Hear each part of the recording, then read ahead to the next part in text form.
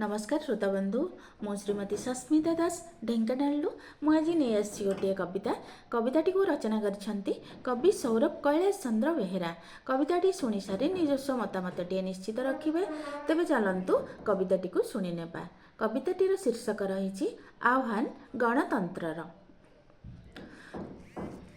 76तम साधारणतंत्र दिवस पालन कले, नूतन पोशाक पिंधि जातीय ध्वजा उत्तोलन कले, जातीय ध्वजा उत्तोलन कले।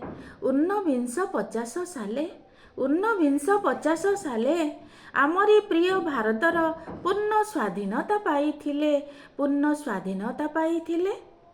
जाति धर्म वर्ण निर्विशेष सभी समान आमे।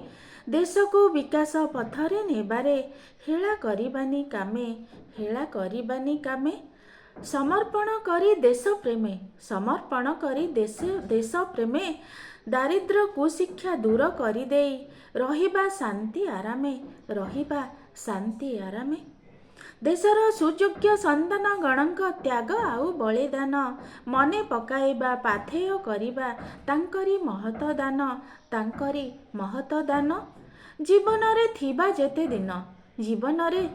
जेते दिन भेदभाव भूली मनरे रखिबा एक मार संतान। राजतंत्र जाई लोकतंत्र रे शासन चली आजी, तथापि देश रे दुर्नीति पुरांती जनता भक्षक साजी। सेमाने तो शैतान पाजी चक्रांत करी माछर तेल रे खांती माछको भाजी। दर दाम आउ बेकारी समस्या आकाश को छुईलाणी। शिक्षित युवक चाकिरी न पाई भूल बाट धरिलेणी। पर पैसारे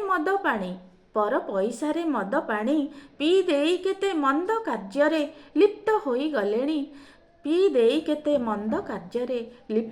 गलेणी।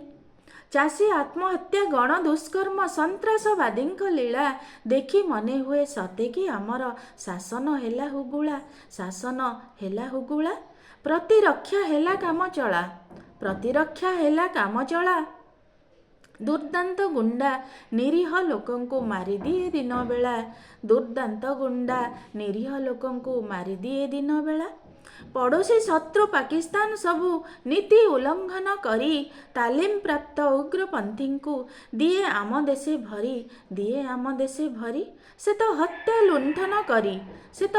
लुंठन करी आतंक खेलाए स्थाने स्थाने सीए जनधन ध्वंस करी। आजिर दिन को संकल्प दिवस भावी करी जिबा काम। देश रे स्वच्छता अणाइबा आमे हेब रामराज्य सम। परस्पर रखी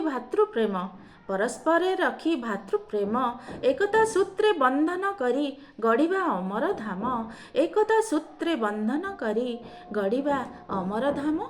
नमस्ते, धन्यवाद।